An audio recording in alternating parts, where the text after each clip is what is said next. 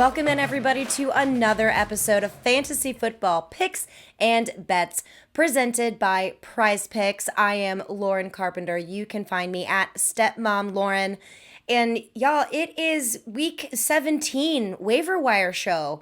And it's the last waiver wire show. That's right. This is the last time you will hear me bossing you around, trying to tell you who to pick up, to play on the waiver wire, to stream, whatever it is that you need, because we are heading into the championship week 17. It is absolutely insane. Now, before I head into a few pickups that you might want to look at heading into your finals, first and foremost, as always, this episode is brought to you by PrizePicks. Head on over to PrizePicks.com. Don't forget to use the promo code MMN because you get your deposit of up to $100 matched. It is so easy to play. It's over-unders. It's not just football. It is tons of sports. It is easy. It is fun. Head on over there. There is also a link in the description of this video. And we are getting just this close. We are literally this close to crowning our winner from the 7-Eleven challenge. Now, this will be the last time that I update you on the leaderboard for the 7-Eleven challenge from PrizePicks.com, because the winner will be announced after week 18 by Pat Mayo. You know, I mean, I've been taking care of this the whole time, so why does he get all the joy of being able to tell you who won? But alas, that is how it goes, you know? And I'm not bitter. I'm not bitter at all. I'm just kidding. Just a big early congratulations to whoever won. Also, a big early congratulations to everyone who participated. Thank you so much for being a part of this wonderful family that we have here at the 7-Eleven Challenge, as well at Mayo Media Net, because this is just exclusively ours, which is very, very fun. So let me go ahead and update y'all. So this is updated as of Christmas Eve. Alan W., you have competition, my friend, because Nicholas R., you are both tied at 50 for the 7-Eleven challenge at first place. That's right. Alan W. and Nicholas R., you guys are tied at first at 50 apiece. And then after that, we have Joseph W. You are standalone in second. And we have a, four-way tie at third between Kevin T., Marcus F., John H., and Luke K. So we have a tight race to the finish as we round out the NFL season. This is so hard to believe that literally this much time has passed. Like, I feel like I just started talking to y'all about waivers like a week ago, but it hasn't. It's been a really long time. And as I'm doing this, I'm scrolling all the way down to the bottom to try to give you the list of people who are at 0, and it's taking a while. Right now, I'm at over 600 entries. I'm getting there, my friends. I apologize. Here we go. And in last place, we also have a pretty significant tie here at last place. We have Ty S., Nicholas T., Dale P., John B., Jasmine C., Francis K., and Alexa D. You all are tied for last place. Now, don't forget, we also have someone who gets a prize for coming in middle. Now, we're not exactly sure who that is, mostly because I don't do math.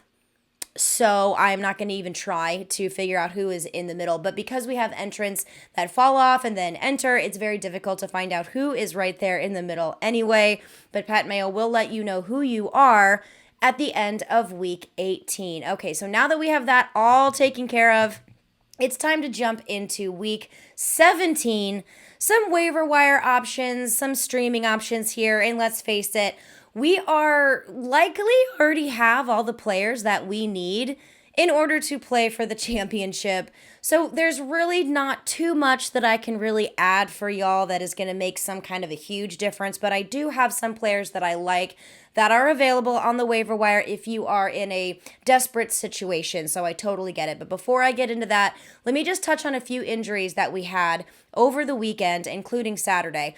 So make sure you follow along because there are new COVID tests, positive tests, I should say, that are coming out every single day. So it is imperative that you keep a very close eye on your team, not just once a day. I'm talking about several times a day. So we have more positive tests. There's a big one coming out of Carolina, which I'm not really sure if we're starting anyone from Carolina because that's a whole hot mess. But you get my point. It is really important that you keep on top of that because you don't want to be a situation in your championship final because you didn't look at it for 6 hours and now suddenly it's kickoff and then OMG, that guy tested positive for COVID like right before the game. It is very, very frustrating. Also, make sure that you have pivot options for as many possible destinations on your squad as you possibly can. Also, don't forget any games that are not played on Sunday, make sure you move those players out of your flex spot so that you have a little bit more flexibility when it comes to who you can plug in case of injury or in case of COVID-19. So let's go ahead and touch on the players that I know for sure have some serious issues moving forward. And as always, Pat Mayo will update you on Friday as to the final injury update, if you will. This is very early, but these are still ones that you need to keep an eye on. Clyde Edwards-Helaire. He had a monster game, but he did leave early with a collarbone issue. Now, the initial x-rays were negative, so that's good, but we really don't know much after that. So keep your eye on Clyde Edwards-Helaire. Miles Sanders, it was confirmed today that he is out week 17 because he has a broken hand. So I will address the Eagles running back situation as much as I despise talking about the Eagles and Nick Sirianni. Not the Eagles because I love the Eagles, but mostly Nick Sirianni and the running back situation, which always gives me a headache because I can't ever tell you with any kind of, strength or any kind of positivity or any kind of gusto who I like when it comes to the running backs for the Eagles, but we'll get into that later. Darrell Henderson, he is suffering from a knee sprain. Go Sony Michel. And then James Robinson. This broke my heart because I started James Robinson. In fact, in one league, I had most of my players just do absolutely terrible. So I'm out, and that really upset me. Very much so. But we're not going to dwell on the upsetting part. But James Robinson has an Achilles injury. As of this taping right now, I am not sure the extent of it, but likely this is not going to be a good situation. So make sure you have a pivot option when it comes to who you're going to start at your running back position instead of James Robinson. Jamison Crowder, he has a calf injury. And I'm going to hit on another wide receiver here that's pretty important. Adam Thielen, wide receiver for the Minnesota Vikings, looked like he aggravated that ankle injury again. So that is something to keep an eye on. I will touch on KJ Osborne as someone who should be picked up. In fact, he should be the number one pickup when it comes to week 17 because KJ Osborne has done very well with Adam Thielen on the field, but especially without Adam Thielen on the field. So let's dive right in. Let's start first with our running backs. As I mentioned, let's go ahead and go with the Eagles. So we have Boston Scott and Jordan Howard. They're both right around 20% rostered across several different platforms here. Boston Scott had 12 carries for 41 yards and a touchdown, which was nice. And that touchdown did come when Jordan Howard was on the field after Miles Sanders exited. So we already know Sanders is out for week 17. And then Jordan Howard had 9 carries for 37 yards. He also had 2 receptions on 4 targets for 19 yards. Why is that important? Because Jordan Howard also got hurt. Now, I didn't add that in the injury segment here because we're not really quite sure what's going on with Jordan Howard. He is listed as questionable. He left with a stinger, but technically it's listed as a neck injury. So this is all very nebulous. It is all very much up in the air, but either way, I still like picking up Boston Scott over Jordan Howard. I like what he is able to do, but I do like both. So if Boston Scott for some reason is not available, I think you can go ahead and pick up Jordan Howard. Just keep your eye on Jordan Howard's status. That's one thing that does scare me. They play Washington. Washington does have a pretty stout defense against running backs, but it's Washington. They just got creamed by the Cowboys. We'll see what happens here. This is going to be a tough divisional matchup here for the Eagles. So, I don't hate it, but if out of those two, I do prefer starting Boston Scott. And then, because I mentioned James Robinson, Dare Ogunbowale for the Jaguars. He is literally about 1% rostered, so he should be widely available. All right, he had 17 carries for 57 yards and a touchdown. He also had 2 receptions on 4 targets for 15 yards. Now, again, Robinson is likely going to be out in week 17 for our championship, so this is a pretty good pivot when it comes to someone who could possibly be available that isn't already rostered. However, they place New England. That is not good. It is a very, very difficult matchup, especially since New England just lost to the Bills. Bill Belichick is going to have a chip on his shoulder there, so I don't love the upside for Dare Ogunbowale, but I do like the fact that he is probably going to be the main running back there. It's tough. It's the Jaguars. Not something to get super excited about, but this is where we're at. Week 17, championship finals. Grab him in case you need him. And then we have 3 wide receivers here. I have 3 wide receivers here for you. The first one, as I mentioned, is going to be KJ Osborne. He is roughly 30 to 35% rostered. He has scored double-digit fantasy points in PPR scoring in 3 out of his last 4 outings. Okay, this is good, especially since Thielen has aggravated that ankle injury that he has been dealing with. He's just a player that can get it done, and he has really emerged. Kirk Cousins has been looking for him. I really like that kind of volume, especially with 7 targets that he had, 5 receptions, 68 yards, and a touchdown. But they will face Green Bay.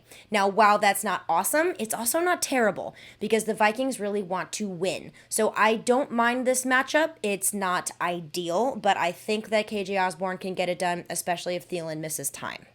Now, the other 2 wide receivers I think can be a huge help for Week 17.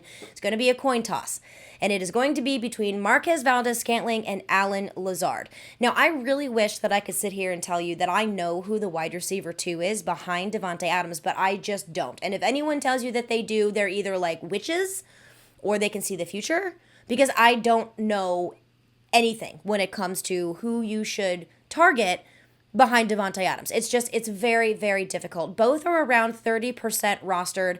They're facing off against the Vikings, as I just mentioned with KJ Osborne. So my initial gut reaction here is Marquez Valdes-Scantling is going to be your deep threat, kind of high upside, home run, swing, but that you could also miss on. Whereas Allen Lazard may see a little bit more volume. So I think it's really going to depend. This is one of those situations, I say this anyway, but I'll say it again. Always go with your gut. I do like both of these wide receivers, but I think I might actually lean Marquez Valdes-Scantling, as much as that hurts my soul because he has dropped big, important passes before, but he gets the targets on those big, important passes. So I don't know. I think I might go with MVS here, but go with your gut if you need a wide receiver replacement. And if KJ Osborne is unavailable, I would still take Osborne over both of those wide receivers. And then finally, tight ends. Gross. Per usual. Nothing new here. But let's go ahead and stick with the Vikings. Tyler Conklin, he's about 45% rostered again. No Adam Thielen against Green Bay. They can be exploited at the tight end position, but it's not a great matchup. It's just kind of, it is what it is, but Kirk Cousins is going to need to find somebody in the end zone, and if it's not going to be KJ Osborne, it's probably going to be our boy Tyler Conklin. So again, he's around 45% rostered. And another name that I don't love, but if you are desperate, for example, if you just need a warm body to fill the spot, Cole Kmet from the Bears. It's nothing that you want to write home about. It's not like you're sitting there being like, oh my God, I just pick up Cole Kmet, I'm going to win. No, it's not. Like, it's just, he doesn't give you a goose egg, but he might get you close to one, but then he could give you double digits. But if you're desperate, you might have to go for it, and he is only 35% rostered. Hopefully, you have made plans and you have rostered a second tight end just in case of this exact situation. So it's... Again, I don't love this. They are playing the Giants, so that does kind of lead me to think that there could be opportunity here for Cole Kmet. But again, I don't even know what's going on with their quarterback situation because it was Nick Foles for the Bears. So, I mean, whatever. This is a desperation play, but Cole Kmet is someone I think you can pick up if you are absolutely 100% desperate. And this is when I go normally into streaming the quarterback position, but likely you already know who you're starting at your quarterback position, and the options are not good on the waiver wire, with the exception of Tua Tagovailoa. Now, he is playing tonight on Monday against the Saints, so he should have a pretty decent outing considering there are 21 players on the Saints who have tested positive for COVID, which means they're not playing. So hopefully Tua has a good game, but if you want a backup or if you're desperate for the quarterback position, grab Tua Tagovailoa. I can't believe that he is under 40% rostered in most of the platforms that I looked for. So he is not one that I despise. Other than that, it's not pretty. There's like Mac Jones, and Justin Fields, But if you haven't made your plans already for quarterback, I am very sorry. So pick up Tua in case you need it. I mean, that's all I got for you on the quarterback side. I wish I had better news. I don't. That's sad. But I do have good news for you on the defense special teams front because there are quite a few of them. I'm going to give you my top 3. Saints, 70% rostered. I know that's kind of high for me. I usually like to go 50 and under. But the Saints, they're playing Carolina. That's a whole hot mess of a situation there. So I do like the Saints defense. Seattle, All right, I know Seattle has had some issues, but if your waiver wire is thin at defense, they're playing Detroit. Now, I know Detroit has been playing well, and they have been putting points on the board, but they have also been bleeding points to defense special teams. So I don't mind Seattle, but my this week favorite pickup for your defense special team is going to be the Bears, who are shockingly 15% rostered, but they are playing against the Giants. Again, a serious quarterback situation between Jake Fromm, State Farm, and Mike Glennon, the Giraffe. So I do like the Bears defense. I think when it comes to streaming them, your Bears are going to be the best bet if you don't have another option that is handy and available for you to plug in. I love the Bears. So go ahead and pick them up to score you some points in your finals week 17. And that's it for me. Short and sweet little video here because, again, we're approaching our finals, so it's likely you already have everything kind of squared away. There's not really a ton of beautiful gems on the waiver wire, except for the ones that I did pick out. KJ Osborne should be your number one pickup, and I have to say, all of my guys and gals, all of my friends out there, thank you so much for letting me insult your eardrums every single week as I bring you my waivers and streamers. It has been an honor, and it has been my pleasure to be here for you during this 2021 fantasy season, everybody, and good luck in week 17. I hope to hear from you on social media at Stepmom Lauren about how wonderful you did and how you won and how you made so much money. This is what I want to know. Please let me know. Everybody, it has been an absolute joy, and I hope to see you next year. Good luck in week 17.